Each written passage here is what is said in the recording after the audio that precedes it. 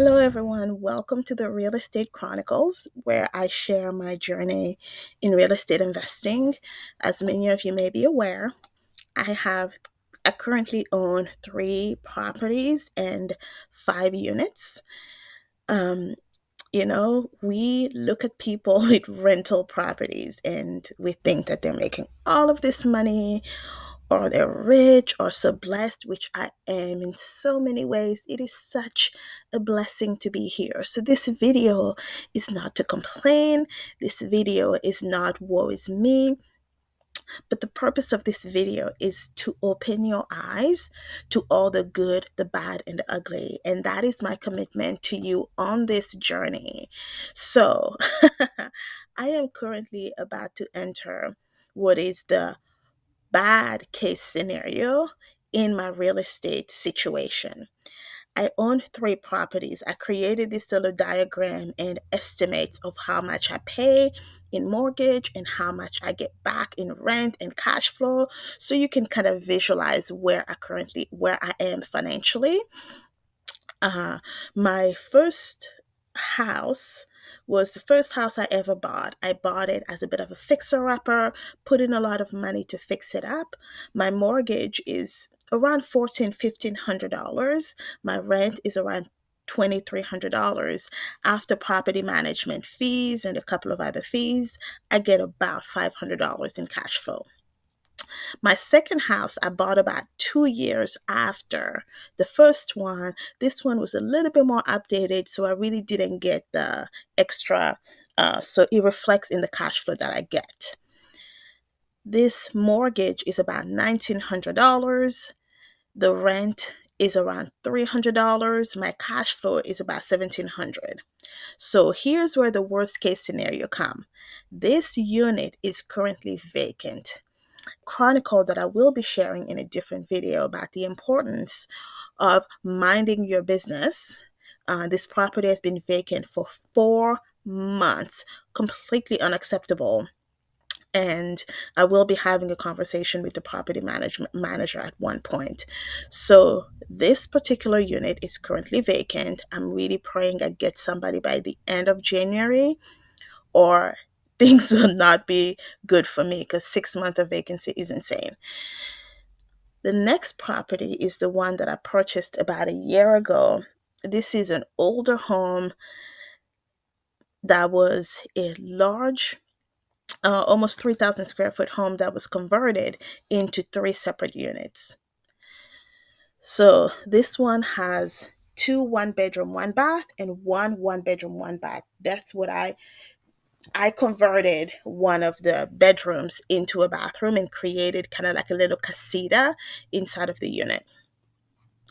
Best case scenario is when all of them are fully rented. This unit, this third house, this third property has 3 units. One of them is a Section 8 tenant, so I get consistent income, which is great. But the other two are fully furnished, rented month to month. So those are very inconsistent, they're very volatile. The good thing about that is that I do get quite a bit of like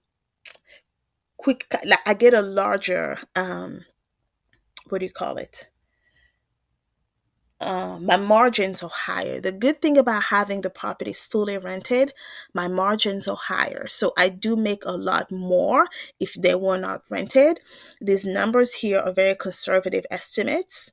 Unit 2, which is the studio unit, I rented it comfortably for 1750 for about 5 months.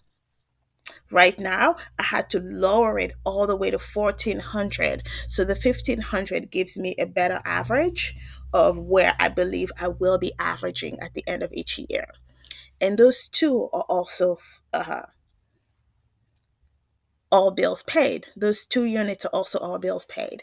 And because of that, it eats a little bit into my cash flow. So right now, one of the units upstairs in my triplex is not rented, and the other unit that is rented is having electricity issue. which sucks. The last thing I want is for the tenant to say, hey, I'm going to vacate the property, leaving me with absolutely no income. Um, so I am right now on a brink of my worst case scenario in my real estate situation. Um, I do have reserves, but if I don't get unit 2 rented anytime soon, it will completely eat into my reserves. Um, so yeah, I do not at this time really. It's it's a little bit scary. Um, do not regret my decision. We'll be buying more properties in the future, but this is another reason why I am taking a step back and focusing on being more responsible financially with my money, really understanding where the money is going, why it's going there. Because with me having almost what? Yes, with me having almost $7,000 a month in mortgages, that is no joke. That is absolutely no joke. Um, I do have about, right now, I have a good 3 to 4 months of emergency spending in for these properties, but boy, it is rough. It is eating into my personal finances. It is eating into my business reserves. So if you are a praying person, please send a good one to the Lord for me. This is my reality right now. Potentially worst case scenario. And if you ever invest in real estate, I want you to see the good and the ugly, because this is no joke. This is real. And this is another motivation for me to really become disciplined with my own personal finances.